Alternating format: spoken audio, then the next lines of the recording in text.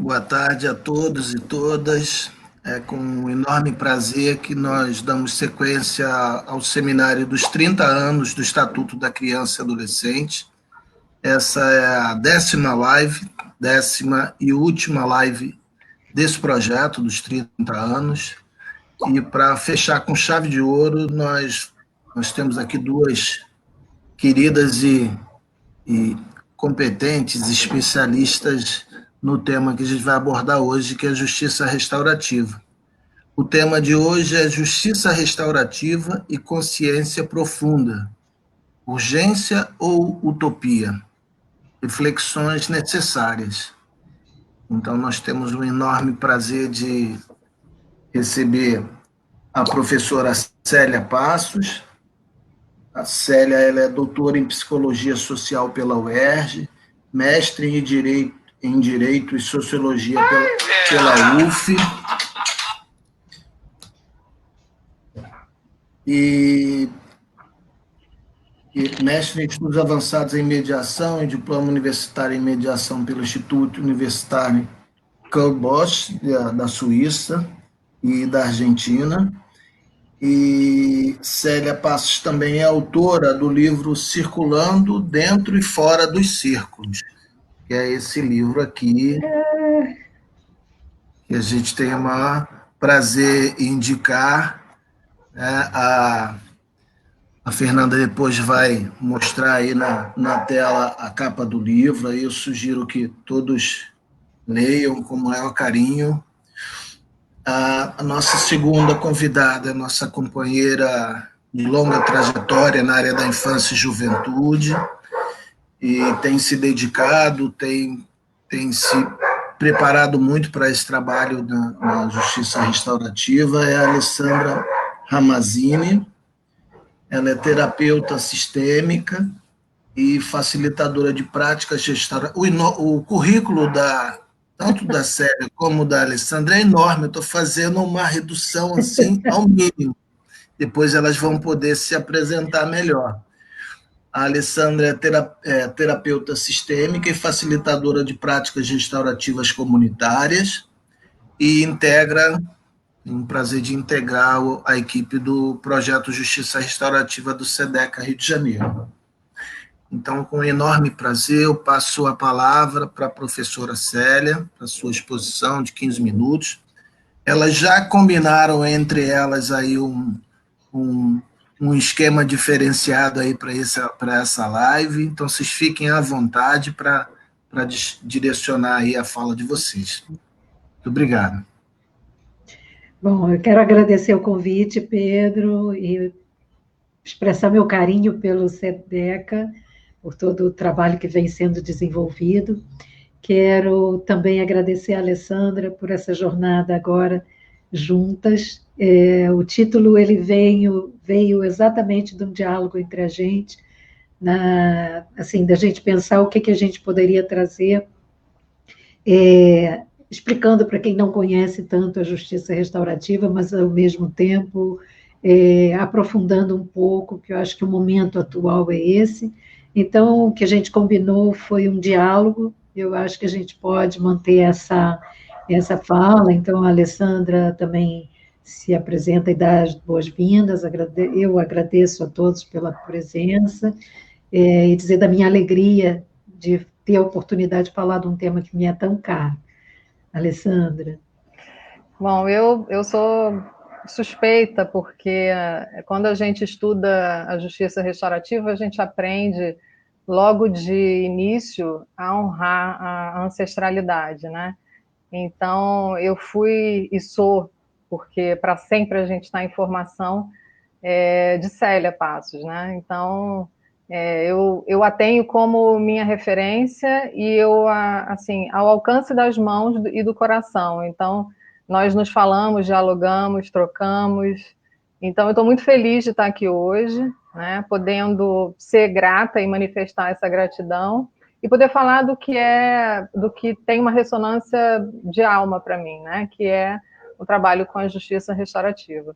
Mas nós combinamos que ela traria, né, esse referencial E aí a gente falaria, abordaria, comentaria, com a participação de vocês, é claro, né? Então, gratidão por estar aqui hoje. Bom, então vou pedir a Fernanda para colocar o PowerPoint e a gente começar por onde a justiça restaurativa nos leva. Nós não temos no Brasil uma lei, né, uma lei que defina, estruture a justiça restaurativa, mas temos algumas resoluções. A primeira resolução é a 225, do Conselho Nacional de Justiça. E o que a gente pode dizer sobre justiça restaurativa? Primeiro, uma definição da justiça restaurativa muito boa, porque muito ampla, quando essa resolução, que surgiu em 2016, depois de muitos anos da justiça restaurativa, está sendo aplicada, né? E ela é um conceito em construção, e isso é muito bom, porque o Michel Maffezoli, numa palestra na UERJ, em 2012, 11, alguma coisa assim, ele dizia que tudo que você conceitua e define perde a dinâmica e fica estático, como se fosse possível isso. E esse conceito da justiça restaurativa, ele fala que a justiça restaurativa constitui-se como um conjunto ordenado e sistêmico de princípios, métodos, técnicas e atividades próprias que visa a concretização sobre os fatores relacionais, institucionais e sociais, motivadores de conflitos e violência, e por meio do qual os conflitos que geram dano, concreto ou abstrato, são solucionados de modo estruturado. É um conceito bastante amplo que possibilita que a gente transite ao longo do tempo sem que a gente saia dele, porque ele é elástico, ele é flexível, ele trabalha com uma possibilidade da dinâmica pulsante da vida, né? Então, o segundo artigo, que são os dois da norma que a gente vai trabalhar, são os princípios. A justiça restaurativa, e quando eu digo é dinâmico, comporta tudo aquilo que não contraria os princípios da justiça restaurativa, que são a corresponsabilidade. Há uma responsabilidade individual e há uma responsabilidade coletiva. E eu costumo dizer que, por ação ou omissão, nós somos responsáveis pelas coisas que acontecem.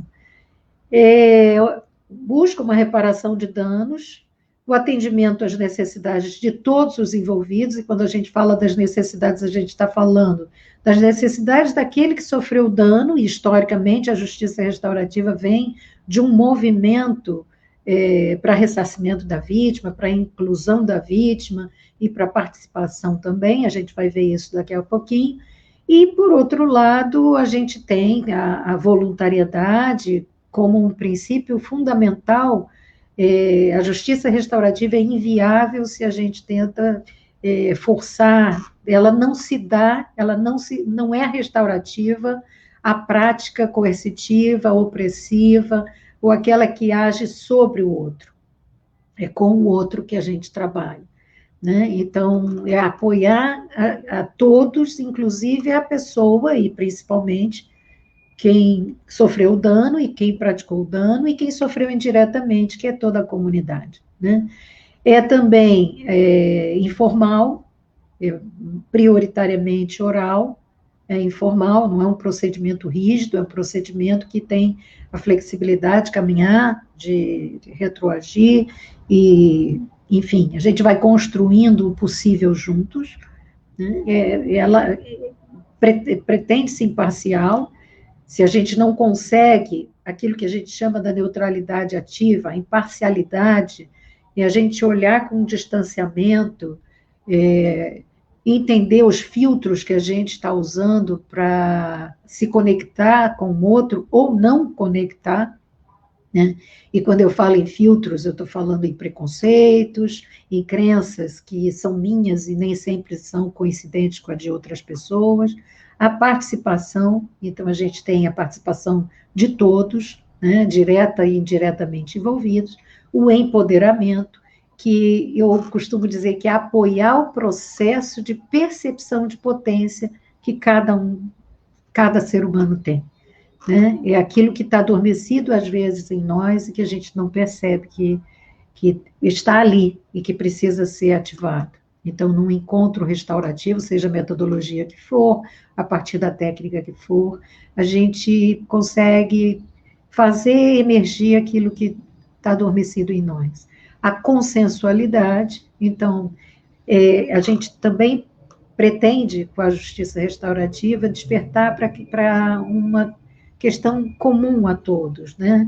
Não é aquilo que é o melhor para mim, é aquilo que nós podemos juntos aceitar, conviver, colaborar e implementar. A confidencialidade, que é o que gera a segurança de falar de coração para coração, falar abertamente sobre as questões.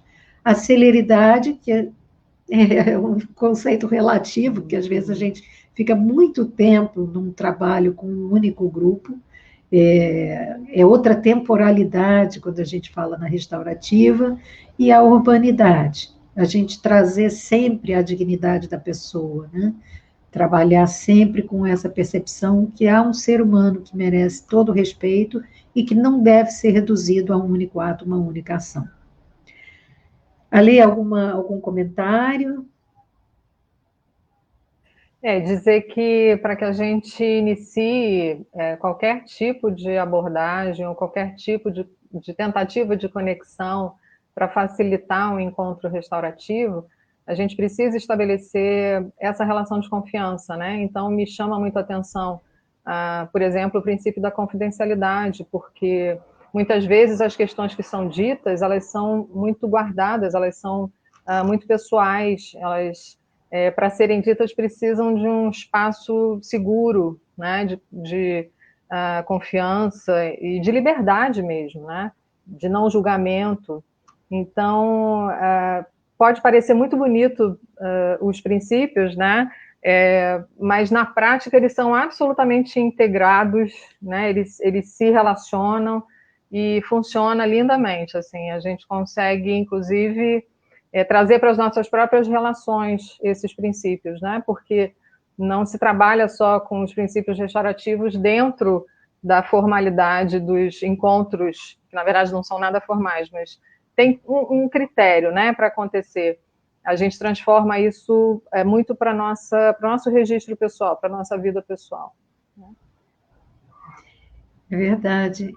A gente lembra, quando começa a praticar, a atuar, né, como facilitador, como esse terceiro, que é parte na restaurativa, né, não é tão distante como em outras metodologias, principalmente os processos circulares que são mais utilizados em âmbito nacional, nós temos essa questão de se colocar de uma forma no círculo, e de repente a gente percebe que a gente já está em círculo 24 horas por dia, a gente já pratica aquilo da vida. Então, a justiça restaurativa é a propulsora de mudanças, né? E isso é muito interessante. Eu queria, pode passar, Fê? Não sei se dá para a gente perceber, a justiça restaurativa, ela é uma das estratégias, uma das abordagens para a construção da paz. A gente tem várias possibilidades, várias estratégias que vão trabalhar valores, competências, análises e processos, procedimentos. E a gente tem, dentre várias, a justiça restaurativa. Então, quando a gente fala de construção da paz, a gente está falando de um arcabouço que passa por política, passa por direitos, passa por uma série de garantias, e a justiça restaurativa é uma dessas abordagens. Então, às vezes falam, mas a justiça restaurativa não dá conta de questões estruturais. Sozinha, não. Mas dentro desse apanhado de metodologias, a justiça restaurativa integra essas abordagens para pacificação social. A gente fala muito da cultura de paz, e dentro dessas metodologias todas a gente tem a justiça restaurativa com todo o seu potencial. Eu tenho dito ultimamente que eu percebo a justiça restaurativa como aquele portal, aquele graal que a gente precisa transcender nesse momento de tanta volatilidade. A gente está convivendo com uma impermanência, com uma incerteza. Nós só temos o tempo presente e a gente está face a face com a impermanência, né? A gente não sabe quanto tempo dura uma pandemia como essa. A gente está com uma experiência inusitada na existência humana. A gente está percebendo como as coisas, as relações e as coisas são complexas, não importa onde começou, o fato é que todo o planeta praticamente está, a gente conta a dedo, né, os países que não estão afetados no globo terrestre, e a gente vê que uma ação lá longe causa consequências, então não tem um ato isolado, não tem ação sem efeito colateral. A gente está vivenciando toda essa também ambiguidade de informações, né? É um remédio, não é aquele remédio, é uma doença vascular, é uma doença pulmonar. Toda hora a gente tem informações que elas são ambíguas, elas não se conectam.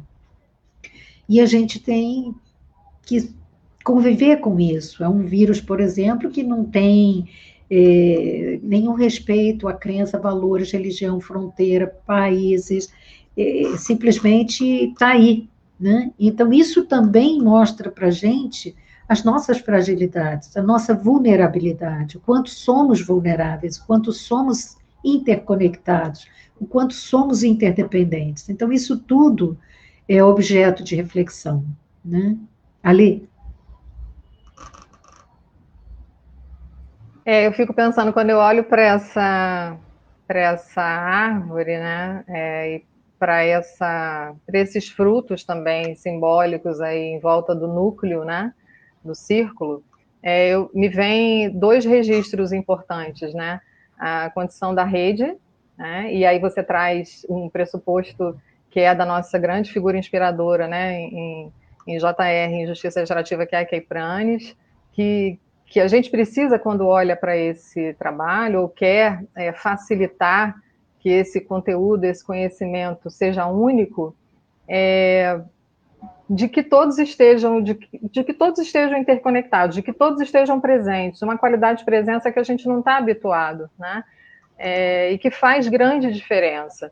Isso me remete ao conceito de transdisciplinaridade, ou seja, é transformar esse conhecimento, trazer para ele uma unidade, né? Então, a gente conversou numa live sobre educação com a professora Lígia, com a professora Esther Arantes, resgatando um pouco das lives que foram, né, muito simbólicas aqui, que a gente tem medo ainda dessa transdisciplinaridade. A gente tem medo de unificar esses conceitos, né, de fazê-los únicos, porque a gente é muito expert, a gente tem muito conhecimento, então o conhecimento coletivo nessa hora é muito importante. Então, dois conteúdos que eu acho que a gente pode trabalhar bem para que esse trabalho, essas noções se desenvolvam, é rede e transdisciplinaridade.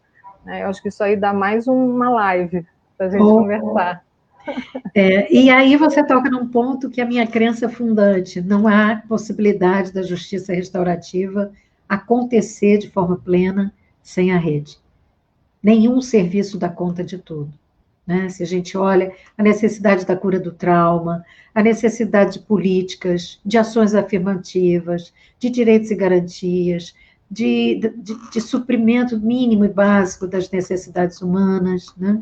A gente não tem liberdade se não tiver igualdade, não tem igualdade se não tem fraternidade se não tiver igualdade, e assim vai.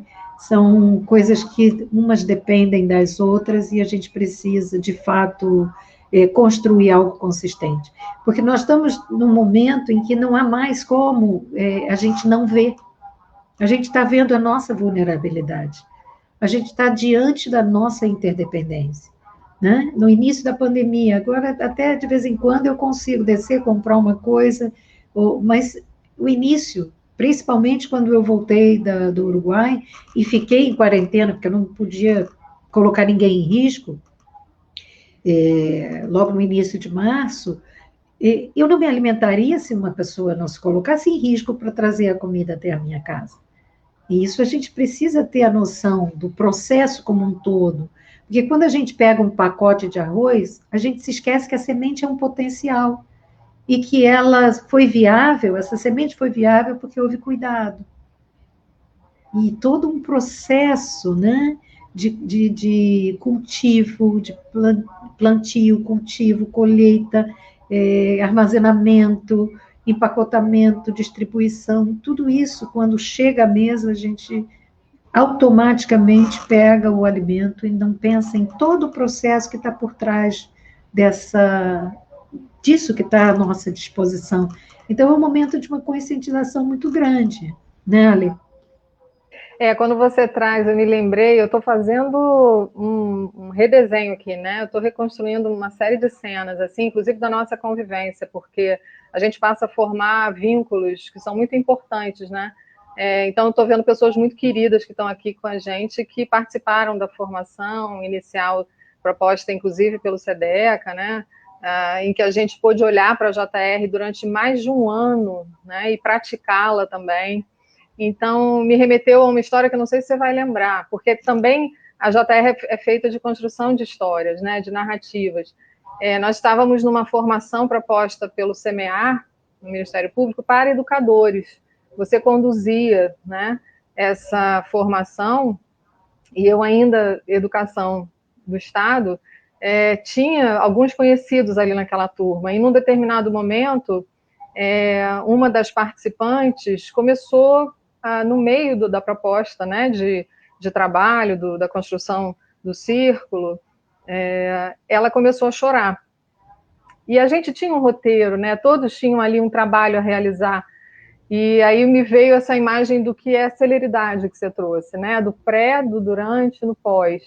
Porque você parou com todas, eu não sei se você vai se lembrar disso, porque você tem muitas, né, imagens aí, mas você parou, você foi para o centro do círculo, você a acolheu, abraçou e aninou. E começou como se estivesse aninando, né? Ali, numa espécie de cuidado completamente diferenciado, que eu nunca li em nenhum livro, para ser sincera. E aí, ela foi se acalmando, ela tinha muitas questões, eu conheci uma parte da história dela, até que ela conseguiu continuar desenvolvendo o trabalho.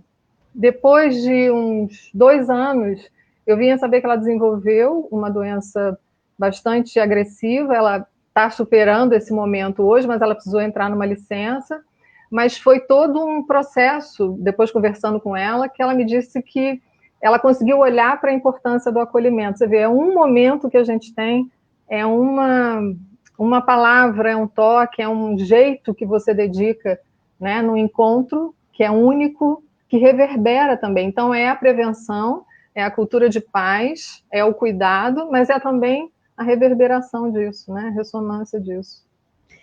E aí entra numa questão da consciência profunda, né? Da gente saber que marcas a gente deixa em cada ser humano.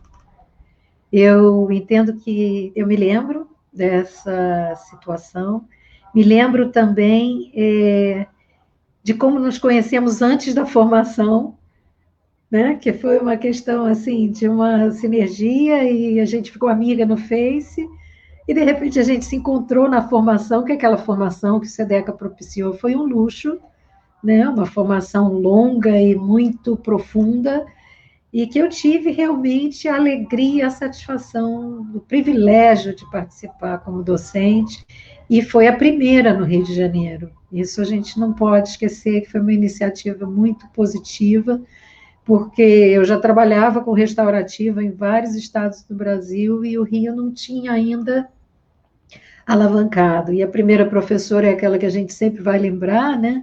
A Kay Prentice foi a minha, ainda não tinha vindo ao Brasil, lá nos Estados Unidos, e quando ela veio pela primeira vez, ela veio ao Rio, e não tinha muito eco, né? Então, essas questões vão marcando a gente, né? E quando a gente fala dessa situação que a gente está, que a gente é convidado a olhar um pouco para dentro de si, para a gente pensar, né, o que a gente tem como propósito de vida, que vida a gente construiu, como a gente está caminhando até agora, o que a gente quer para o futuro, né, que futuro será esse, porque a gente pensa no futuro sempre a partir das experiências passadas, só que a gente está diante de algo que é inédito, que sem precedente. Então a gente precisa desenvolver muita curiosidade, muita criatividade, e muita coragem. Coragem no sentido do agir com o coração, né? E aí a gente vai começando a pensar nesse tema profundo, que, na minha perspectiva, é tão urgente quanto utópico. Ale?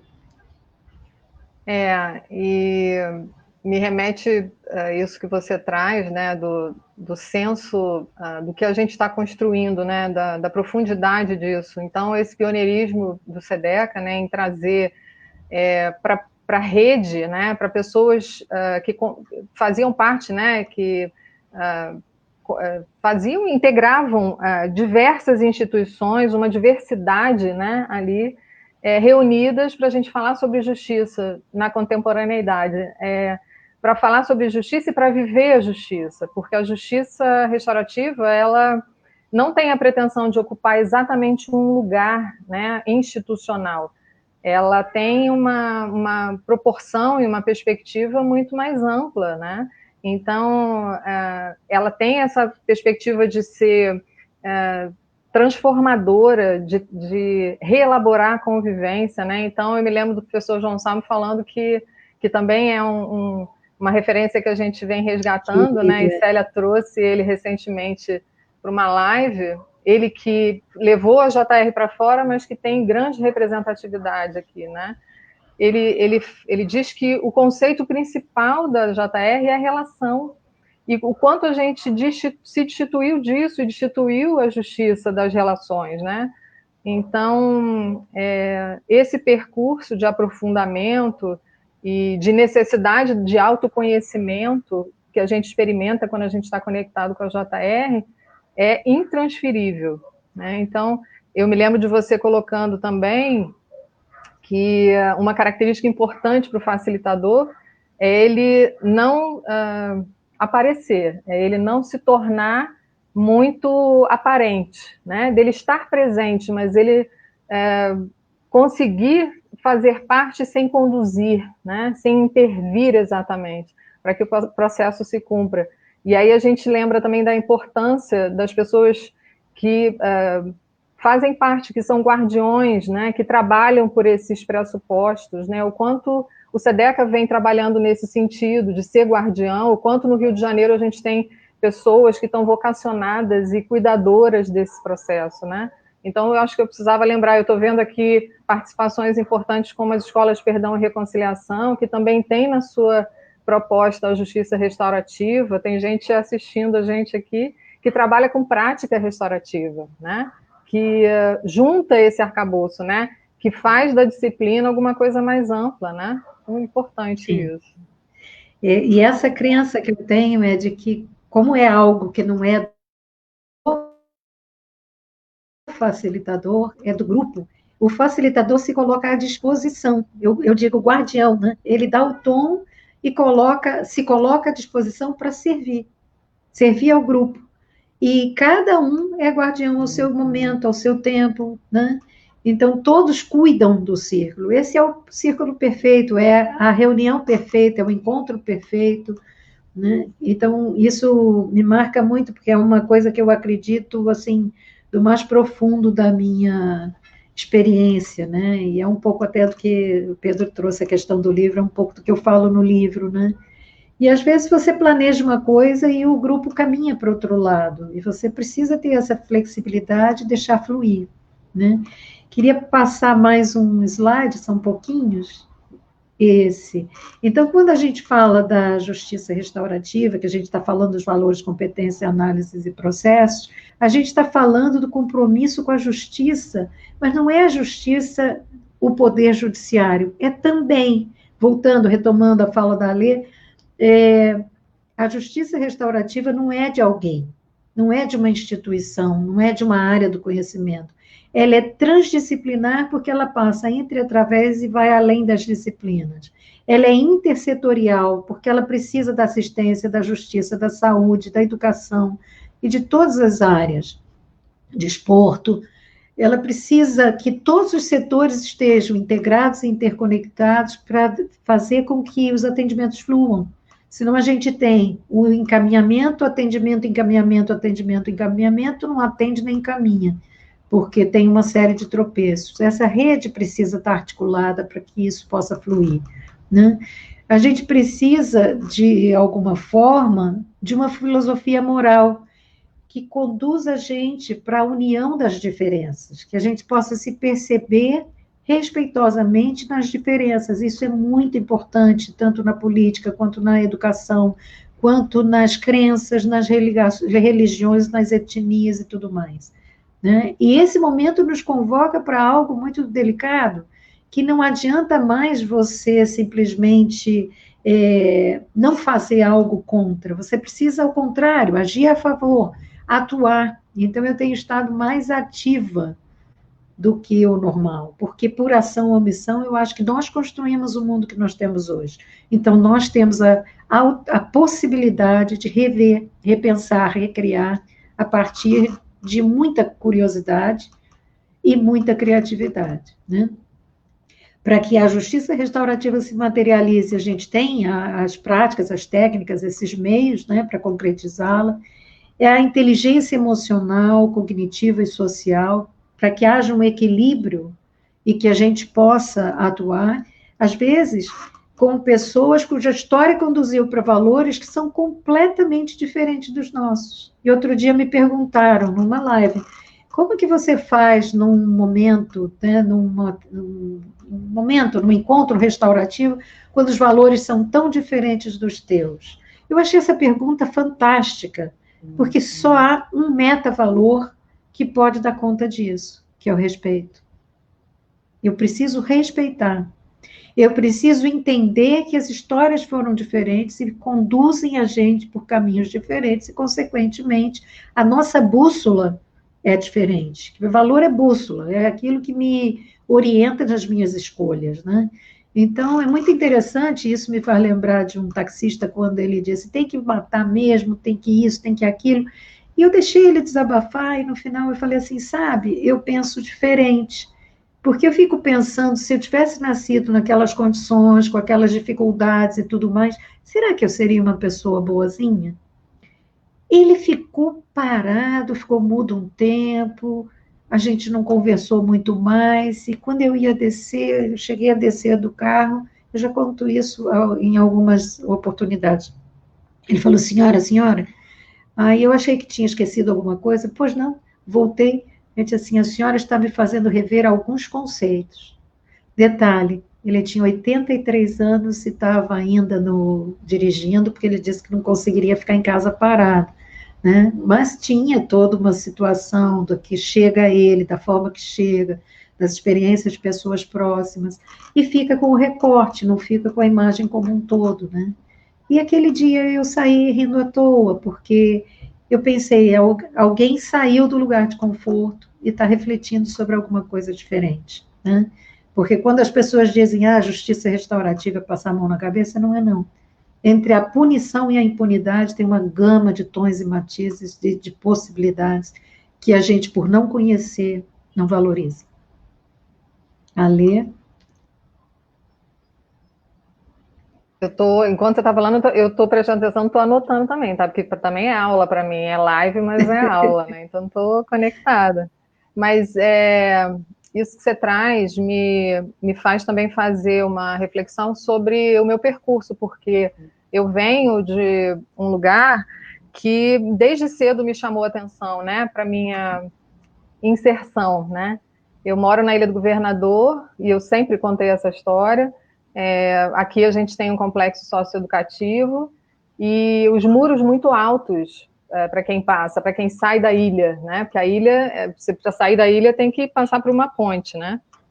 O Saramago diz que para a gente, para sair da ilha, para vir a ilha, tem que sair da ilha. Então é um pouco isso para você. Você tem que aprender a rever, né, os espaços que você ocupa. Então me traz esse senso de comunidade, né? Que está para além do que é conflitivo. A gente aprende a criar e aprofundar o senso de comunidade.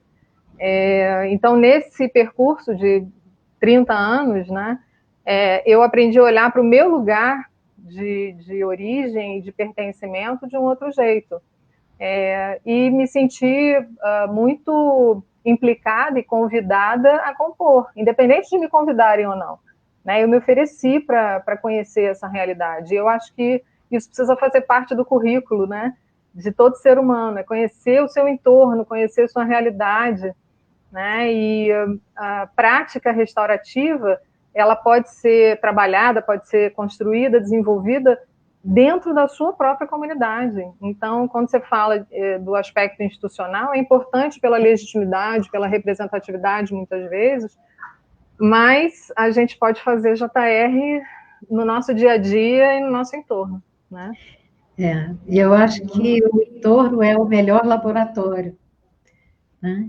Que a gente pode praticar. Eu lembro uma vez que eu dei aula, e eu sempre faço as atividades muito vivenciais, e no primeiro dia, quando um rapaz chegou em casa, ele já agiu diferente. E ele volta do almoço e diz, quando ele chegou em casa, como foi diferente a forma dele entrar, dele falar com as pessoas, dele olhar a criança. E, assim, foi tão interessante. E ele, assim, sabe quando a pessoa é tocada de uma forma tão profunda, que, assim, no primeiro momento, ele entendeu aquilo e já colocou em marcha, em prática, e hoje é uma pessoa muito interessante, muito ativa na restaurativa. Então, sem querer fazer o trocadilho, né, mas fazendo.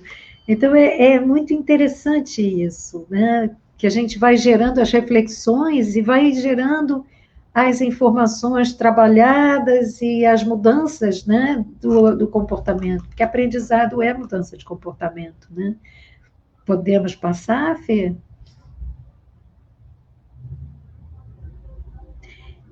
Então, sobre isso alguma coisa, Ale?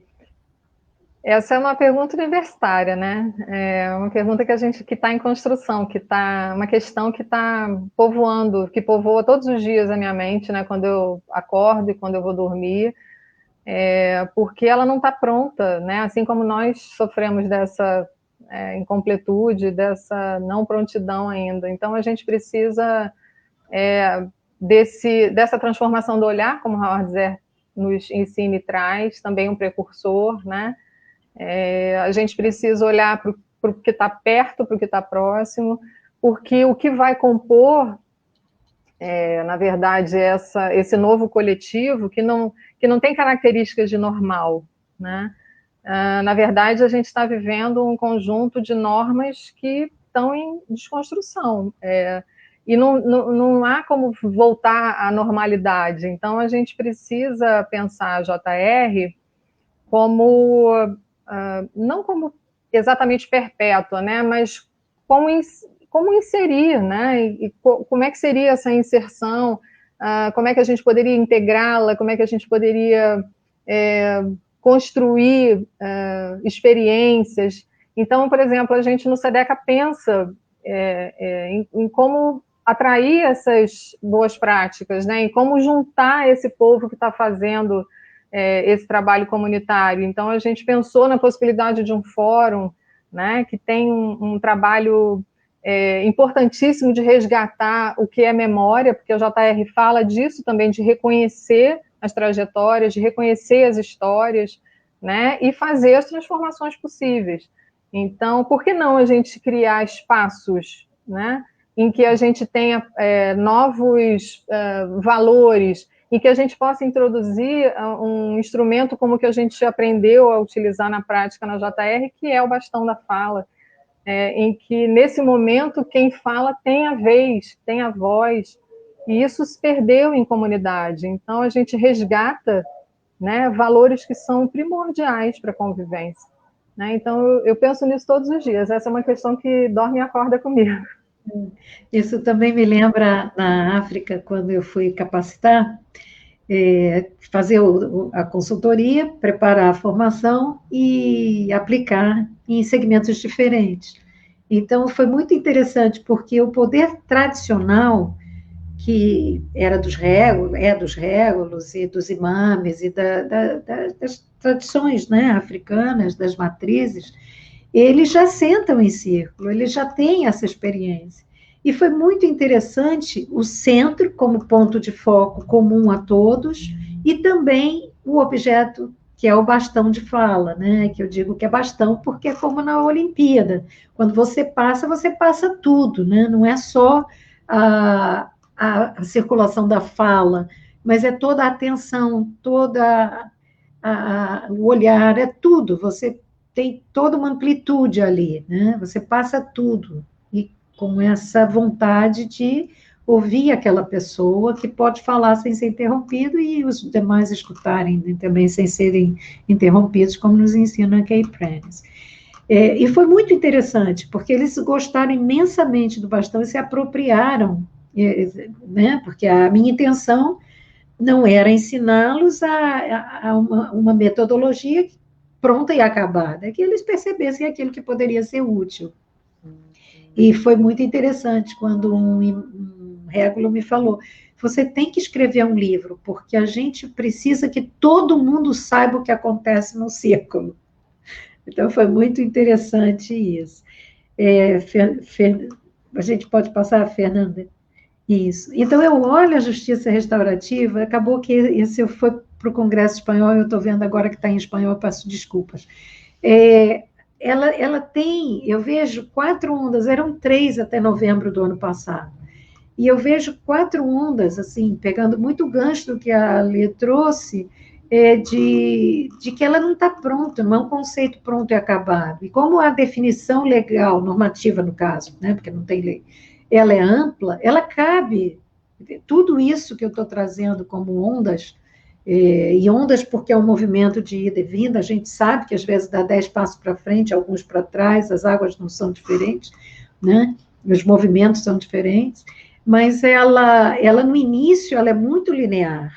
Ela vem como uma ampliação do repertório para uma resposta ao dano, né? Os atos que causam dano a outros. E essa primeira onda, ela vem nesse movimento das vítimas, do questionamento da sociedade civil em relação ao sistema carcerário, custo e benefício social. Numa segunda onda, e aí o exemplo está nos Estados Unidos e Canadá, quando trazem a comunidade, e Austrália, Nova Zelândia, quando trazem a família estendida, ela passa a ser percebida como algo sistêmico, né? O que acontece nessa família? O que acontece nessa comunidade? O que faz fazer? Quais são as causas?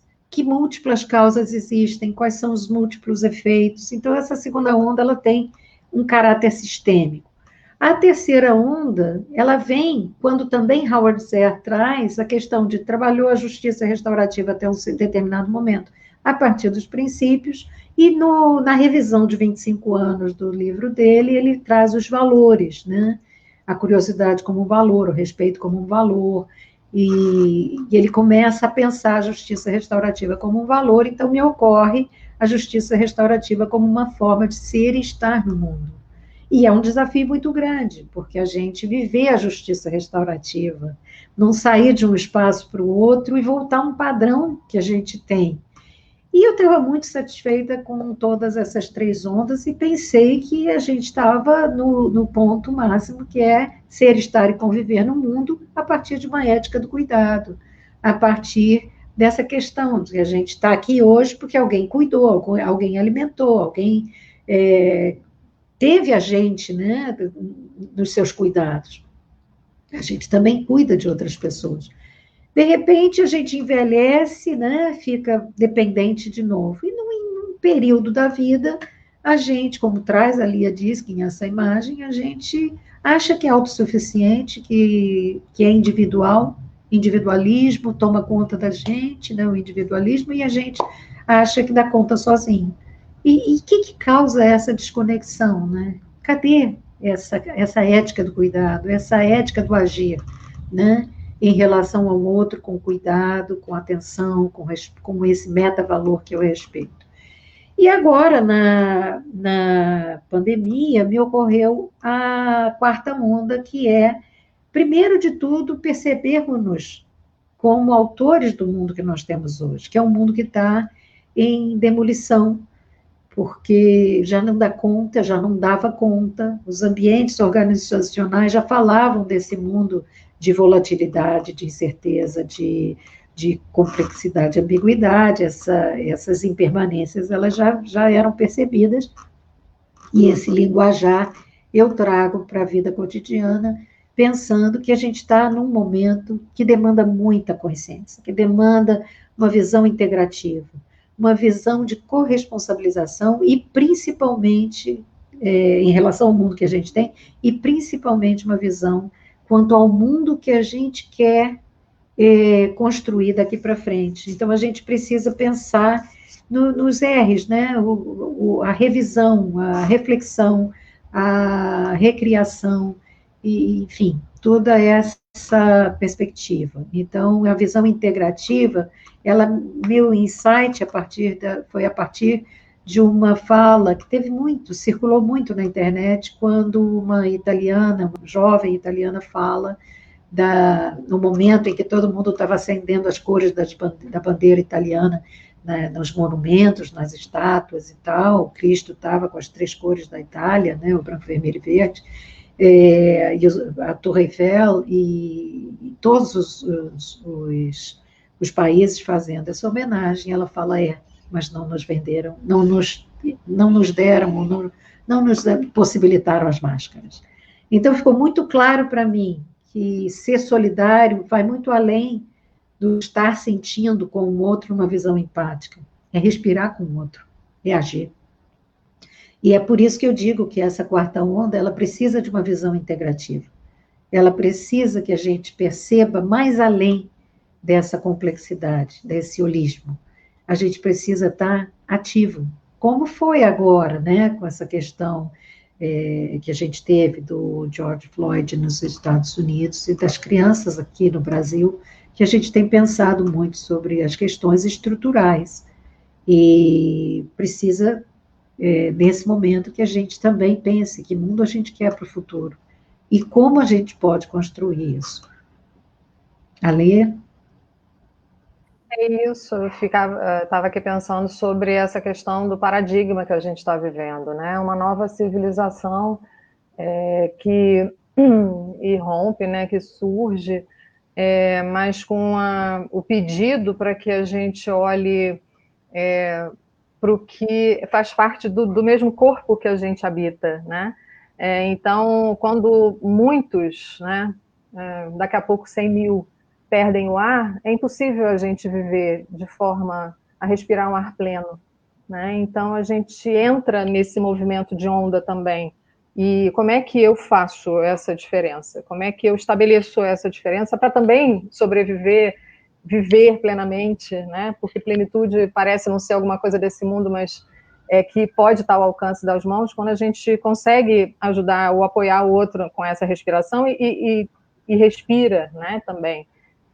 Então, quando a gente olha para as escolas, por exemplo, que estão no nosso entorno, quando a gente vê a realidade que é não ter a merenda, quando a gente olha para os hospitais e vê para o SAMU e vê que não tem a remuneração do dia a dia, isso tudo nos afeta, né? E a gente não pode viver plenamente se a gente não se insere, se a gente não modifica, né, o nosso olhar a respeito e não pensa de uma forma mais restaurativa e não age de forma mais restaurativa. Então, o que eu posso fazer diferente, né, ao meu alcance, assim, no meu alcance, né, com quem está perto?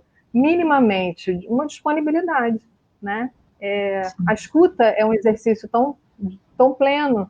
Às vezes a pessoa não encontra a solução no que ela está ouvindo, mas ela esvazia, ela alivia, né? Ela entra num lugar de rearrumar os pensamentos, as ideias, né? E o quanto isso é positivo para quem não está conseguindo respirar e organizar as ideias, né? E ter espaço.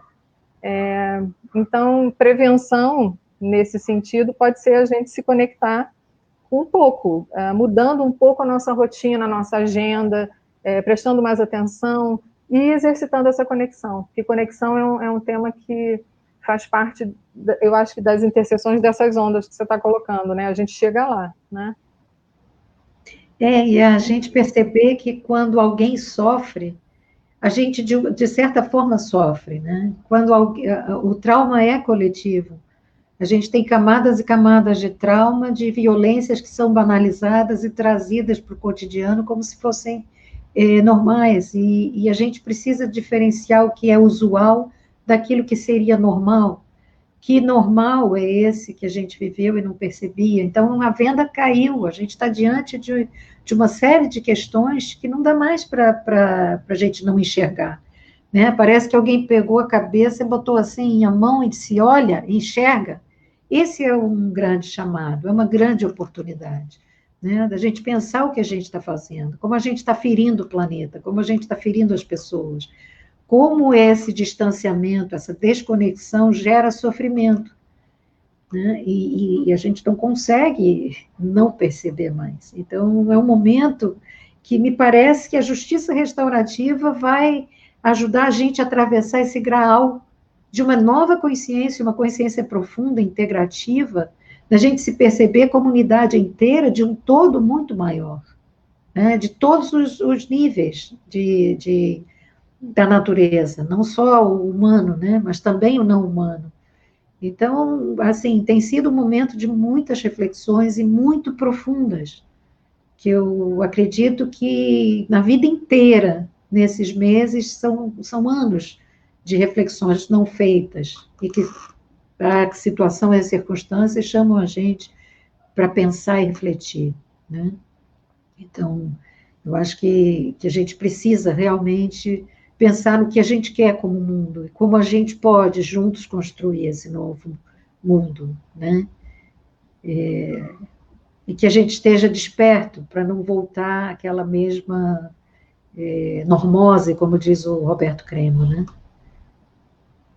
É verdade, para a gente ampliar a perspectiva das dimensões. Eu lembro dos nossos exercícios na roda da medicina, eu lembro da gente olhando não só para o aspecto e para os cuidados, para o autocuidado físico, mas também do emocional, né, do mental, do espiritual. Também a importância de considerar o sagrado, quando a gente se desconectou muito, né, dessa perspectiva, e o quanto ela conforta e o quanto ela nos aquece o coração, porque a gente precisa desse fogo, né? Organicamente, inclusive, a gente é composto por esses elementos, então integrar essas dimensões também, né? Não é um humano físico, corporal, isso também importa muito, nós temos no nosso DNA e na nossa biologia muita história também, né? Que a gente carrega, que a gente traz, e que precisa ser também transformada, mas para muito além disso, né? Então, são verdadeiras novas perspectivas. Eu acho que a gente, não sei se a gente está animando ou desanimando o pessoal, mas eu acho que está animando, eu acho que o ânimo vem dessa amplitude, né, de olhar. É desafiador, não é fácil, não é um caminho fácil. Mas viver com responsabilidade não é uma tarefa fácil, né? Exato. A gente tem grandes questões. Eu estou vendo que eu acho que está sendo bastante provocativo, sim. Né? Eu lembro quando eu voltei da África que um aluno falou: a professora vai e leva um pouco de nós, não ficamos inteiros ao vê-la partir. E eu também trouxe um pouco deles, né? É um país que tem muita amorosidade. Quando a gente oferece amor como valor, às vezes aqui no Brasil gera, né, uma polêmica grande. E lá, nas 6 turmas que eu trabalhei, o amor apareceu em todas como valor. É de muita afetuosidade, o guinense, né? Isso foi uma experiência muito marcante, muito profunda. Enfim. Então, Pedro, Ale, como é que estamos? Olha, a gente poderia ficar aqui falando uma eternidade mais um pouco, né, sobre o JR, porque é o que aquece o nosso coração. Sim. Mas é interessante a gente ouvir as pessoas e compartilhar e fazer essa troca, né? É tão rico isso, né Célia? Sim, sim. E aí tem a relevância do mediador. Olha, estamos todos encantados aqui com a aula, viu? Um bate-papo, a palavra circulando aí bonita entre vocês. Ficou muito bacana essa metodologia, viu? As pessoas estão se manifestando aqui no chat, fazendo vários comentários, as pessoas estão bem entusiasmadas aí com as reflexões. Eu não sei, Célia, se você quer concluir esse passo, porque tem mais um slide aí. Só o agradecimento, pode tirar o PowerPoint. Eu gosto desse barco com essa lua, para a gente ir profundo, nadando profundo como o peixe, mas nunca perdendo as asas da gaivota que nos habita. Que ótimo, ótima imagem, ótima reflexão. Vou pedir às pessoas, se quiserem mandar perguntas, esse é o momento para encaminharem as perguntas. Eu só queria fazer alguns comentários rápidos, algumas apresentações aqui. Tem pessoas do Brasil inteiro participando aqui da live, isso é bacana, né? Então, tem a Milena, do Conselho Tutelar de Vila Isabel, e ela é da CETERJ também, junto com a Camila, que trabalha com a gente, e é vice-presidente da CETERJ, Associação Estadual dos Conselhos Tutelares. Tem a Cíntia, do CREAS do Mutondo, de São Gonçalo. Tem o padre José, do Espere, de Santarém, do Pará. Tem a Amparo, do Maranhão. O Zé Boff, do São José do Rio Preto, São Paulo. São companheiros aí da rede de centros de defesa, companheiros militantes. A Cristiane de Castro Melo, do assistente social, nossa colega aí do Tribunal de Justiça do Rio. Professora Sônia Altué, que também esteve com a gente aí participando de uma mesa, de uma live, a professora da UERJ. A Fatinha, que é da Cheifa, um parceiro nosso, que atua no Jardim Gramacho com crianças e adolescentes e famílias. O Benedito Tupone, de Cascavel, no Paraná. Ele falou que em Cascavel, no Paraná, eles estão atuando bastante com justiça restaurativa. E, bem, Célia e Alessandra, foi uma aula, ainda bem que ficou gravado, porque as pessoas depois podem voltar e assistir as ideias, as reflexões a respeito da justiça restaurativa, dos princípios, também da importância da justiça restaurativa estar atuando em rede, né? A justiça restaurativa ela não se basta para as complexidades humanas e para as necessidades, principalmente das pessoas que a gente atende. Nós somos muito honrados de tê-la como uma pessoa dinamizadora do projeto do Centro de Defesa. Você foi e continua sendo uma grande referência para a gente, e a gente fica muito honrado com a sua presença e a sua disponibilidade. Você sempre que a gente convida, e você pode, porque você também tem uma agenda de compromissos no Brasil inteiro, nos tribunais de justiça, Ministério Público, e a Alessandra está sempre do nosso lado lá agora, né? Então, a gente pode conviver um pouco mais de perto com a Alê todos os dias. Então, eu queria só, antes de passar as perguntas, algumas pessoas fizeram comentários, então eu queria... Enquanto você procura, eu vou dizer que privilégio, hein? Ter a Alê por perto o tempo todo, hein? É muito privilégio. É verdade.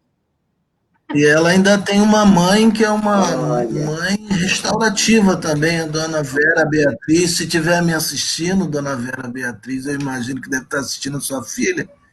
Queria mandar um abraço, porque ela é uma pessoa... Ela é uma mãe ariana muito especial e multifacetada. Ela, nesse momento, está numa reunião aqui com meus irmãos para deliberar questões da nossa casa, enfim, tá? Ela é matriarca, não tem essa questão, não.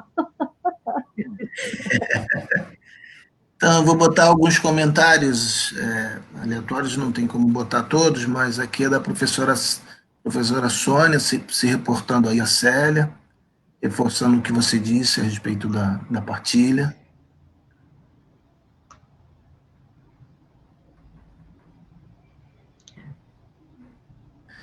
Nós também temos uma outra joia, né? Uma equipe do JR Tantum, várias preciosidades. E uma mais recente, trazida pela Alessandra, é a Vanessa.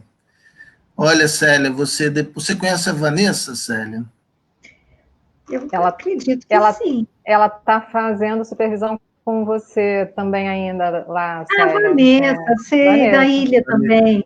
Isso. Depois você dá uns conselhos para ela participar da próxima live, porque ela fica com vergonha de participar. Boa, Pedro, boa, Pedro.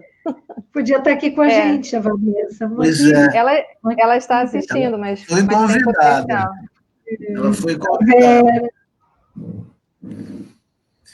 Enfim, as pessoas podem encaminhar as perguntas para a Alessandra e para a professora Célia.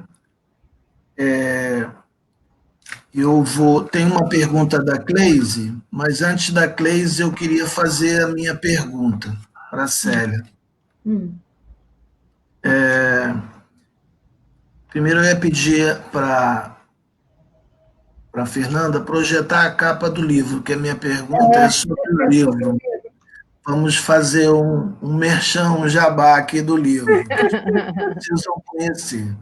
Esse é o ECA, não é esse livro, Fernanda, é o da Célia. São muitos, né, Fernanda? Nossa, muitas obras. Restaurativa pressupõe estudo, né? Circulando. Então, esse é o livro da Célia, o nome dele é Circulando Dentro e Fora dos Círculos. Eu queria, se você pudesse falar um pouco sobre o teu livro, como é que foi essa construção e o que as pessoas podem encontrar no seu livro.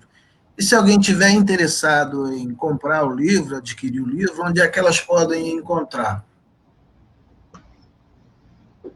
Para falar do livro, eu tenho que olhar o livro.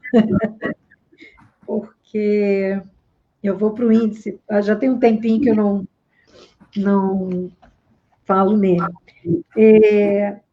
O livro foi prefaciado pelo Egberto Penido, que é um juiz, né, em São Paulo, que foi uma inspiração na minha trajetória da justiça restaurativa. E ele começa com valores, a gente trabalha os valores a partir da experiência. O que acontece? A gente fala e trabalha os valores na restaurativa, mas eu sempre fiquei muito preocupada de ficar num nível muito abstrato.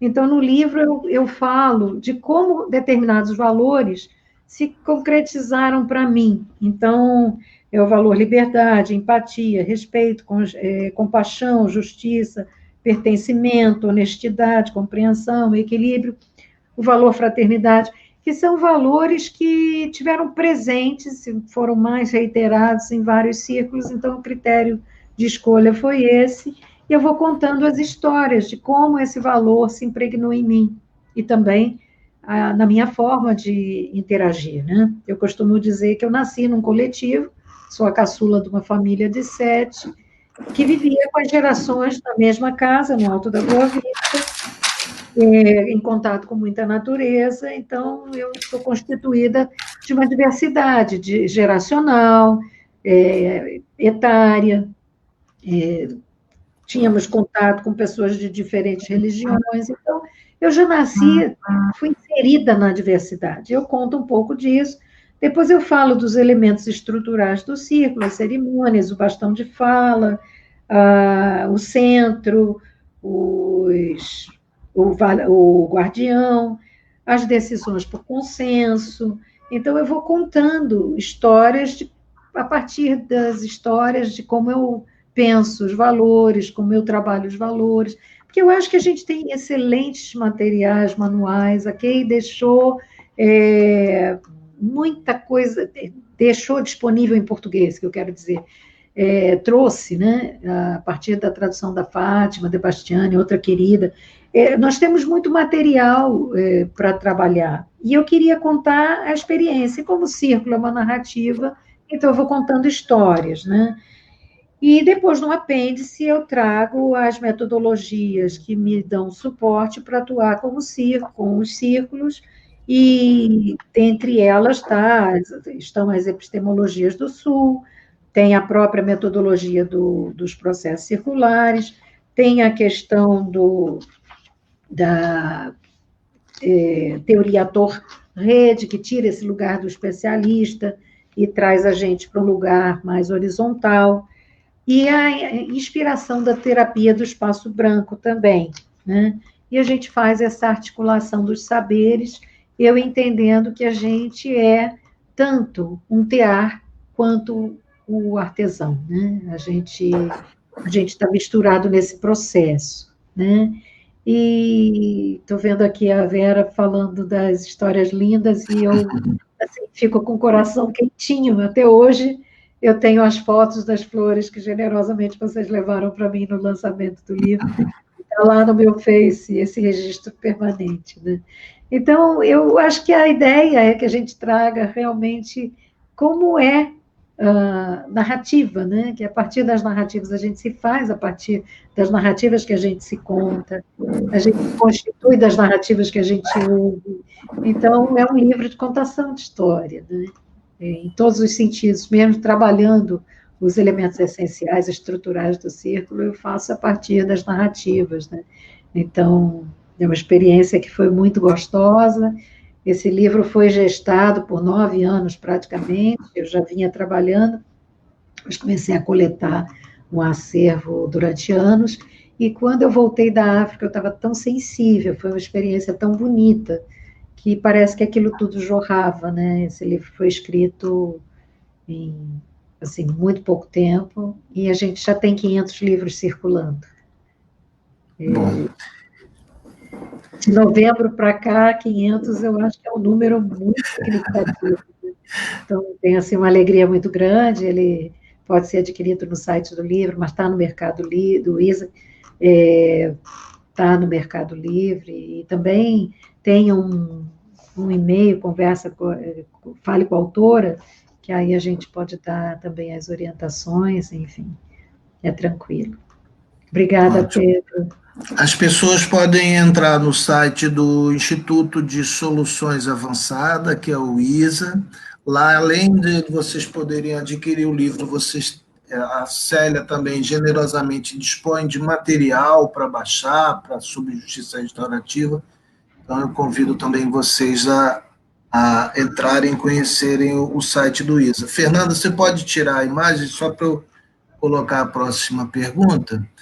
Essa próxima pergunta ela é da Cleise e é dirigida a vocês duas. A Cleise pergunta, Alessandra e Célia, como pensar as práticas restaurativas por meio virtual por causa da pandemia? Quer começar a ler? Pode ser, eu posso falar um pouco da nossa prática no SEDECA, né? Porque nós somos uma equipe, né, do projeto de Justiça Restaurativa e temos buscado, né, construir e sustentar essa rede, né, para o cuidado com os meninos e as meninas e as famílias, né, os adolescentes, enfim. A JR ainda não chegou em todas as instituições, então a gente vem estabelecendo fluxos para que a gente possa receber o que a gente chama de derivações, né, dessas histórias, desses casos. Em algumas situações, a gente vem encontrando assim, muito sucesso no sentido dessa abertura para a escuta, do acolhimento, o ambiente, a criação do ambiente, né, da apropriação desses conceitos, valores. Quer dizer, um adolescente, um adulto tem uma dificuldade de nomear muitas vezes um valor, que dirá um adolescente, né? Então, por isso a importância do livro da Célia, porque a gente entra num processo de tradução, né, desses valores, de apropriação. E na prática restaurativa, a gente vê o adolescente se conectando com as emoções, né? Muitas vezes com as necessidades que ele desconhecia, que tinha. E é um processo, um percurso, né, de aprendizado e de crescimento para todos nós, né? Então, aí de repente nos chegou aí a quarentena e a gente se viu sem essa mesma qualidade de presença que a gente tinha. Então, a gente está buscando criar alguns protocolos, a gente está buscando desenvolver algumas ferramentas, estratégias, né, para checar essa acessibilidade que, para quem tem a dificuldade, né, ou quem vive o conflito e as questões de convivência, não tem sido fácil. Mas a proposta é que a gente consiga estabelecer o contato, e aí sim a gente crie esse ambiente que proporcione minimamente os vínculos, né? Não existe ainda um conceito fechado. Eu escutei a Célia também nessa última live que eu participei, até com o livro, dizendo dessa condição da prática circular virtual, o quanto a gente não tem os mesmos parâmetros, né? Por exemplo, a questão do sigilo, né? Então, a questão das etapas, né? A questão da circulação da palavra. Então, quanto isso pode ficar comprometido. E aí escutei a Célia falando que a gente faz alguma coisa, a gente nomeia roda de conversa, a gente nomeia acolhimento em quarentena, mas a prática circular verdadeira a gente ainda está tentando encontrar esse lugar, né? Mas tem sido um aprendizado para nós. A equipe está bastante pensativa e produtiva a esse respeito, né? Essa questão tem sido... Eu gosto muito de nominar as coisas, e eu acho que o círculo, ele é ritualístico. Então, eu comecei falando, é análogo a círculo, mas círculo não é. Isso gerou um mal-estar muito grande em quem estava fazendo círculo, e eu comecei a pensar que é círculo, se assim é, lhe parece, é. Eu não estou aqui, porque quem sou eu para dizer que uma prática é ou não? Mas o que eu entendo é que é importante, é potente, é urgente e é necessário o encontro virtual. É tudo que a gente tem. Agora, na questão ritualística, é que eu acho que a gente precisa encontrar um tom. Primeiro, a gente não tem uma visão desse todo. A gente precisa abrir a palavra ou criar uma ordem. A gente tem perdas nesses ritos. E como eu não vi nenhum ancestral fazendo das inspirações nossas, né, de população indígena, fazendo a ritualística, o sagrado, por internet, eu tendi a dizer que é algo análogo a círculo, mas círculo não é. Acho que a gente vai buscando, e isso gera uma conexão muito grande, a gente consegue construir algo potente, né? Como eu sou muito cuidadosa com a palavra, e com a ritualística, eu tenho dificuldade de entender que você imaginar um centro, imaginar algumas coisas para representar, você pega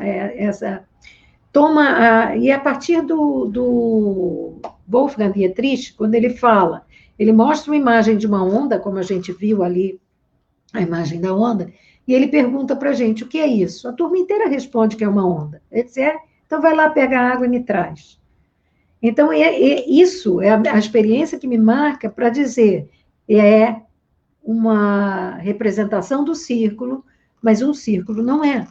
Nesse sentido, né, como Wolfgang diz, aquilo que eu mostrei, que são as 4 ondas, na verdade, são representações dessas ondas. Ondas não são, porque a gente não tem o movimento, e até pelo que ele diz, a onda é única, ela só acontece, aquela que você capta a imagem, ela é única, ela jamais vai se repetir, né? Então, acho que para quem vivenciou um círculo, trazer essa memória que está na nossa pele, que está impregnada em nós, é mais fácil quando a gente está no virtual, porque a gente tem esse registro. Então, a gente consegue. Para quem nunca participou, isso é potente? É urgente? É necessário? Cria conexões profundas? Cria. Claro que sim, é o que temos. Precisa ser feito? Sim. Agora, é a experiência diferente. É potência? Não tem dúvida de que a gente tem nesse virtual, se a gente pensa o virtual, né, como a filosofia nos mostra, que é não estar preso à estrutura, que é superar dificuldades e ir além, não tem dúvida que é. Mas não vamos confundir o ambiente virtual com a virtualidade, o devir, o vir a ser, o transcender as dificuldades e fazer com que a potência se expresse, né? E isso é uma posição muito isolada que eu tenho e que me causou um certo desgaste, porque eu acho que não soube me expressar no sentido de dizer que eu valorizo todas as ações que estão sendo feitas no ambiente virtual. porque todas são importantes. Valorizo cada trabalho de quem abraça a justiça restaurativa, porque nós somos poucos ainda para todo o trabalho que a gente tem a realizar, né? E a minha percepção do círculo como estar juntos nesse sagrado e buscando da origem e da fonte onde eu bebo, né? Que são os indígenas, a tradição, principalmente a brasileira, e quando eu percebo que o ambiente virtual não supriu isso, eu tenho essa dificuldade, mas é uma dificuldade minha, e uma necessidade de nominar muito, quando a pessoa vê o livro, vê como eu nomino e como eu vou cuidadosamente escolhendo cada palavra, né? O livro foi um exercício de escolha das palavras. Então, eu acho que não merece o desgaste, eu acho que o que está sendo feito precisa ser feito, né? E quando a gente puder estar junto, a gente vai entender o que é diferente, o que é o quê, né? Então, acho que a pergunta foi muito, muito boa, Cleise, porque é um ponto que está sendo muito questionado, né, nessa minha fala. E eu sei que eu não estou isolada, eu acho que quando a gente está no ambiente virtual, a gente tem um desgaste maior, tanto quem está facilitando para ter uma imagem total, a gente sai às vezes muito cansado, não que eu não participe de reuniões, encontros potentes no ambiente virtual, mas é mais demandante, tem um desgaste maior, porque a gente tem que transcender essa tecnologia para fazer essa conexão, né? E a gente também se conecta à distância, não é isso que está em questão, né? E acho que a gente precisa pensar caminhos. Outro dia, num círculo de WhatsApp, eu me senti tão conectada, e foi tão criativo quando a pessoa pegou o coraçãozinho, e o objeto de fala foi o coraçãozinho do emoji, passando de um para o outro. Eu falei, um encontro de WhatsApp acontecendo e o bastão fluiu. Foi uma experiência assim, que eu fui incluída e me senti muito pertencente, muito acolhida pelo grupo, né? Então, eu acho que a gente tem que ter criatividade mesmo, e não se prender nessas questões que talvez eu tenha expressado como nominativas, dominando as coisas, que é uma característica minha, é o meu Capricórnio, lutando com o meu Aquário, que está vendo lá longe. Então, Célia, eu trouxe muito mais como um ponto de cuidado de alguém que é guardiã, né, da proposta. E a gente sabe dessa importância, né, de cuidar desses princípios. Mas que é um desafio, porque eu como terapeuta, por exemplo, e trabalhando às vezes virtualmente, a gente não tem a mesma percepção da pessoa, né, do gestual total, a gente não tem total conexão com a expressividade, com as emoções, tem muitas variáveis, de repente a pessoa desconecta, ou por alguma razão ela, enfim, fica muda, né? E são opções que não estão no controle, né? Na verdade, a gente não tem o controle de tudo, mas é um cuidado, eu acho, né, que a gente tem que ter, que importa para a gente também nesse trabalho. E a etapa, desculpa, foi bom, eu agradeço, porque também é uma oportunidade da gente refletir mais profundamente sobre um tema delicado, porque quando você está num círculo e o chat está aberto, você tem duas conversas em paralelo, as pessoas estão teclando e estão falando no círculo. Quer dizer, a conexão, o cérebro não faz duas coisas ao mesmo tempo. Você alterna numa velocidade grande, mas você não está fazendo duas coisas ao mesmo tempo. A neurociência mostra isso. Então, eu já via o círculo sair caminhando, ir fumar lá no jardim, voltar. E isso são motivos da gente se desconectar. Então, quando eu dou a fala, abro o microfone para que os ruídos do ambiente não interfiram, eu também estou no controle sobre o outro, ao invés de ser uma coisa fluida. Enfim, a gente está tentando fazer o possível, né? Da melhor forma possível. Mas eu não tenho. Por que a gente bota tudo no chão, o centro no chão, e tem o espaço amplo na frente? Exatamente pela necessidade da gente perceber a linguagem não verbal. E a gente, quando está num círculo virtual, a gente tem. Às vezes fica assim, às vezes fica assim, às vezes aparece aqui. A gente não tem a visão da pessoa, a visão corporal toda, não sabe as expressões que estão acontecendo, né? Então, são questões que a gente precisa caminhar, precisa encontrar os caminhos para gerar essa conexão, porque me parece que essa situação ainda vai permanecer por algum tempo. Então, a gente precisa cuidar. E a gente é gregário, é relacional. A gente precisa desse contato. Em momento nenhum houve alguma intenção da minha parte de desqualificar qualquer trabalho, ao contrário, tem coisas belíssimas acontecendo, desafios muito grandes e coisas muito importantes acontecendo também. Então, eu acho que a gente precisa pensar nos recursos, no que a gente pode combinar, como a gente pode fazer, para que a gente possa estar no círculo numa tela quadrada, né? Enfim, são reflexões necessárias.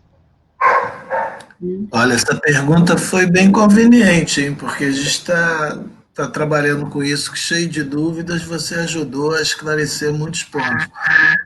A gente já está encaminhando para o final, mas tem uma pergunta da Cris e ainda tem alguns informes comunitários e agradecimentos. Vou botar a pergunta da Cris aqui, que ela dirige a vocês duas. Há tanta diversidade de concepção de JR, pelas falas percebo que, no fundo, há uma visão de que é, de fato, um modo de vida. No fundo, JR é um modo de vida? Poderiam falar mais sobre? Ali, quer começar? Eu vou honrar também essa pessoa querida, né, que é a Cristiane, que é uma amiga que eu fiz nesse percurso, né? Eu posso dizer que é uma amiga de alma mesmo, porque a gente compartilha para além das questões materiais e físicas, né? As nossas crenças, valores, né? Expectativas. Ela também nesse percurso dentro da justiça, né? Tradicional e como instituição, né? Numa luta, né? Por preservar e guardar esses valores, né? Mas, assim, eu acho que a nossa convivência, Cristiane, né, e o que a gente vem construindo nessa última quase década, a gente vai chegar lá, quase uma década, daqui a pouco eu vou falar, né, eu acho que traduzem muito o que representa, né, a JR. E ela é, sim, de fato, uma concepção que pode ser aprendida, só pode ser assimilada, né, incorporada, se a gente mudar, se a gente desconstruir, se a gente trabalhar o não julgamento, né, isso no nosso dia a dia, não é só dentro da perspectiva do trabalho profissional com a JR. No como a gente olha para as pessoas, no que a gente vê, eu brinco muito com o Pedro e ele brinca comigo na questão da potência, né, que a potência é uma palavra, é um vocabulário que eu trouxe da Célia, né, a Célia fala muito sobre potência. E eu vejo potência nas pessoas, eu vejo potência nos conflitos, né? Então, olhar para o conflito e compreender que ele ali, atravessado nele, está uma série de oportunidades, né? Tão presente para a gente reconstruir, não é fácil, né? Porque a gente também precisa se corresponsabilizar por esse percurso, muitas vezes de apoio, né? Muitas vezes de continuar aprendendo, porque a gente precisa renovar sempre o olhar, né, a respeito. Então, eu acho que o nosso percurso, que a gente vem construindo, especialmente aqui no Rio, né, essas conexões que fazem a gente ter a compreensão, às vezes, da demora dos processos, né, porque tem tempo, como a Célia falou, de despertar de cada um, de ver de cada um, e o nosso próprio, né? Então, eu concordo com você. É uma forma de ser e de estar no mundo, assim. É bem isso, para mim. Eu acredito que viver pautado nos valores da justiça restaurativa, né? Eu tenho me perguntado muito por ação ou omissão, como eu ajudei a construir esse mundo que a gente tem hoje, né? Isso é uma construção conjunta, isso é autorresponsabilização e é corresponsabilização também, né? Então, quando eu penso nessas coisas, eu também penso na integridade, na dignidade, na capacidade de escutar profundamente as pessoas, enfim, vários valores que a gente precisa trazer para a vida cotidiana, né? E agora, mais recentemente, eu tenho pensado em corporificar o amor, e dizer o que o amor responderia, como o amor agiria, né? E o que ele pode me inspirar, porque eu acho que é um momento em que a gente precisa pensar muito com o coração, né? É pensar com o coração e agir com a razão, sentir com a razão.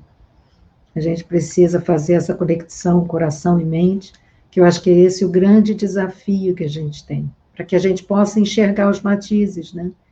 Enxergar essa complexidade, essa potência que é a justiça restaurativa, potência transformadora e transcendente. Então, obrigada, Cris, pela pergunta.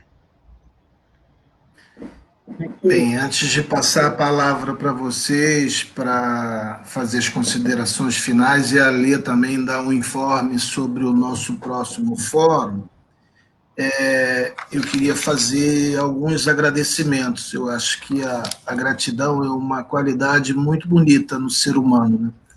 Olha, eu estou vendo aqui que o quadro da sua casa tem uma flor parecida com o quadro aqui da casa da... primeiro, agradecer todas as pessoas que, de uma maneira ou outra, contribuíram para esse projeto. Foi uma ideia que surgiu, né, com muita dificuldade, a gente conseguiu organizar e dar forma a esse projeto. Esse é um projeto assim, muito audacioso, porque nós pensamos em fazer pequenos spots a cada dia sobre o Estatuto durante os 30 dias. Também uma ideia foi construir uma publicação do SEDECA com artigos de pessoas de associados. E aí a gente ampliou essa ideia para que as crianças e adolescentes pudessem fazer desenhos, poesias e redações. Então, essa publicação está ficando muito bonita. A gente vai diagramar e vai ter uma publicação que vai ficar disponível no site do SEDECA. Também é uma tradição do SEDECA, com o apoio dos parceiros, que a cada ano a gente reedita o exemplar do Estatuto atualizado. Então, nós fizemos isso.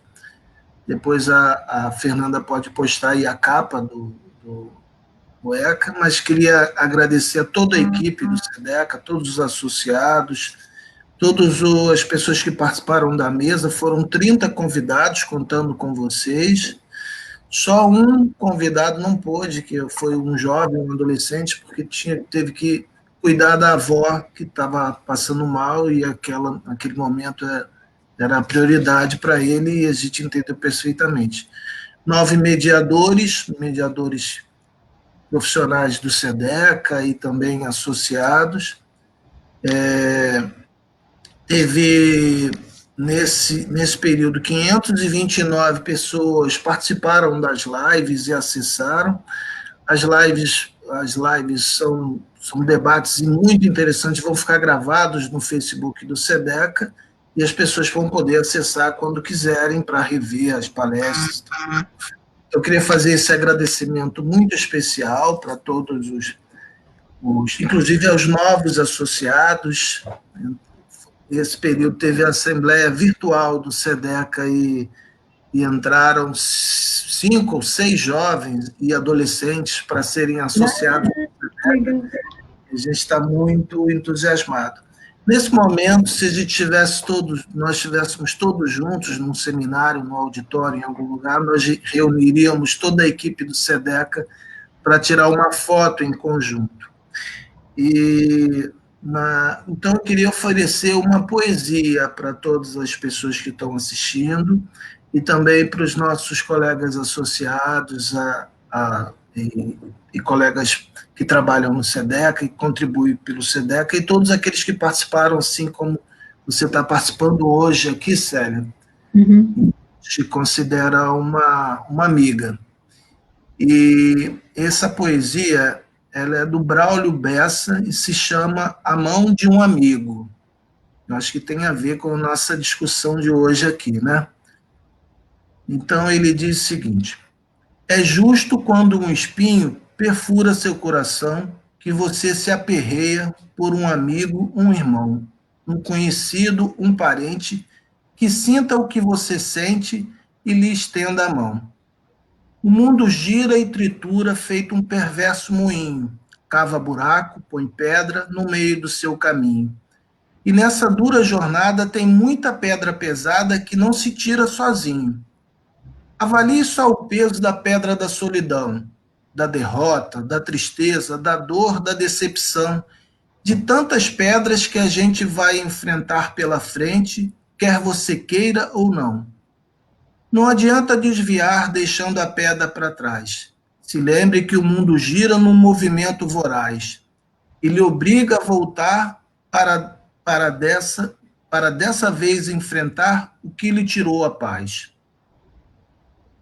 E aí, nesse momento confuso, fraco e cansado, que em vez de olhar para frente, o cabra olha para o lado, e o medo se faz ausente, pois tem gente como a gente, mesmo tudo dando errado.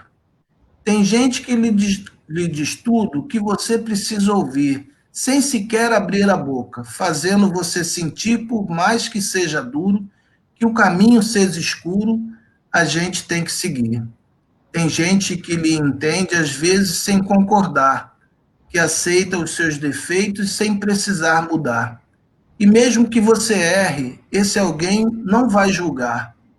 Gente precisa de gente para sentir cumplicidade, sentir amor, confiança, segurança e lealdade. Por isso, nesse caminho, quem quer caminhar sozinho não é forte de verdade. Que o amor seja presente, que sempre lhe fortaleça, que a vida lhe dê amigos, que você sempre agradeça, que a cada sofrimento esse belo sentimento nasça, cresça e permaneça. Que lindo. Então a gente sempre começa os nossos, não é um círculo, mas é um encontro restaurativo hoje, né? A gente sempre começa com histórias e eu queria concluir aqui com essa poesia e agradecer imensamente por esse momento e passar a palavra para vocês para as considerações finais.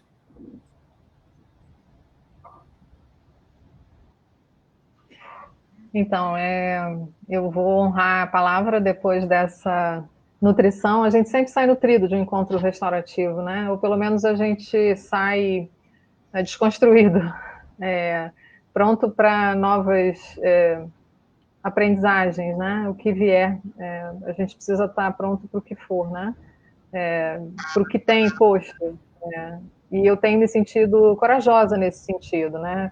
Me sinto muito merecedora por estar aqui hoje, por estar no SEDECA, por compartilhar com pessoas assim tão queridas, né?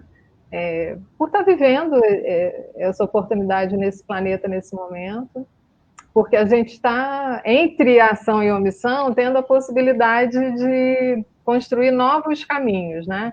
Mas mais pendente para a ação, né? E conectados com o coração, né? Com aquilo que é sentimento mais profundo, né? Que traduz o que é a humanidade em nós, né? Então, eu encerro a fala lembrando que a gente continua trabalhando, que a gente não para, que a gente vai fazer uma live com o título de Convivência Comunitária em Pandemia, no próximo dia 21 de agosto, às 16 horas. A gente vai ter convidados especiais, né, que trabalham com educação, que trabalham com JR, que trabalham com competências socioemocionais, o desenvolvimento de apoio também, né, para escolas nesse momento de dificuldade, de conflito, de convivência. Então, são pessoas especiais que a gente vai divulgar, né, mas que também compõem esse nosso momento, né, de convívio, né, e de aprendizado. Então, o fórum ele tem a perspectiva de se apoiar num princípio de participação coletiva. Qualquer pessoa ou instituição pode trazer as suas contribuições, as suas experiências, e a gente quer fazer desse momento virtual esse local de encontro e espaço seguro para esses compartilhamentos. Eu acho que é isso, agradecer pela oportunidade, que me emociona bastante, e eu espero continuar falando de JR por muitos e muitos anos. Bom, eu... Antes de passar a palavra para a Célia, eu lembrei de uma coisa muito importante, que eu também me aventurei em escrever um pouco da experiência do SEDEC. E a professora Célia me deu a honra de participar da minha banca de doutorado, né? E eu queria dizer para as pessoas que esse material está disponível no site do SEDECA. A minha tese se chama Justiça Restaurativa aplicada aos adolescentes autores de ato infracional, limites e alcances de uma experiência. Então, a Célia me ajudou muito, eu sou muito grato pelas dicas e revisão e informações, inclusive um livro de uma professora de Portugal que me ajudou muito, agora eu não lembro o nome, mas Cláudia Santos. Cláudia Santos, isso. Então, eu sou muito grato também pela sua generosidade, Célia, em ter participado desse momento aí no ciclo da minha vida. Então, passo a palavra para você para as suas considerações finais. Bom, eu só tenho a agradecer, todos os convites são muito bem-vindos, é um tema, como eu disse, né, que faz pulsar meu coração. Estou muito contente de ter participado dessa live, desse momento e dessa comemoração, dessa celebração. A gente percebe o quanto foi feito, né? E o quanto ainda temos a fazer. Então, assim, estava vendo a Renata, a Cris, a Cleise, essa família Sedeca, e todo mundo, né, vibrando, colocando as mensagens. É uma alegria. E acabo também falando que na quarta-feira que vem, no dia 5, a gente tem às 19h30 uma conversa com a autora, da qual vai participar o Egberto Penido, que é o autor do prefácio do livro, sobre um pouco também sobre o livro, que a gente vai conversar um pouco sobre essa construção. Né? Então, se alguém tiver interesse, é o site do ISA, isa-adrs.com.br, e é necessária inscrição, e, enfim, é o convite que eu faço, e fico muito contente com tudo que está sendo realizado em Restaurativa. Muito obrigada.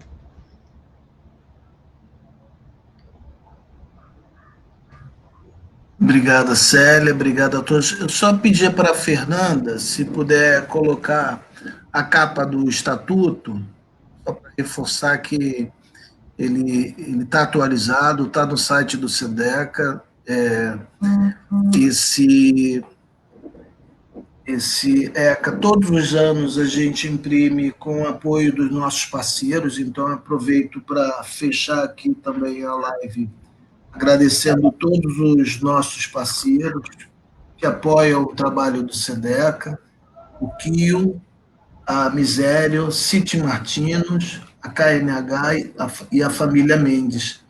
Esse estatuto, a gente sempre tem o apoio de Furnas, é um parceiro também que sempre apoiou a impressão dos ECAs, e quando as coisas melhorarem um pouco, a gente vai imprimir e ter ele impresso para disponibilizar. Eles já foram distribuídos ao longo desses anos mais de 6.000 exemplares do Estatuto, entre profissionais, conselheiros tutelares, conselheiros de direitos.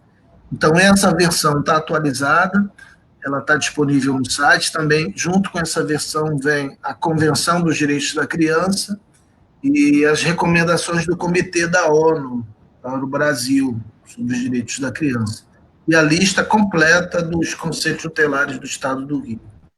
Então, eu encerro essa live agradecendo e vamos continuar em nossa jornada. Muito obrigado, Célia, Alessandra. Obrigado a todos que participaram. Um abraço. Até a próxima. Tchau, até. Grata, Célia.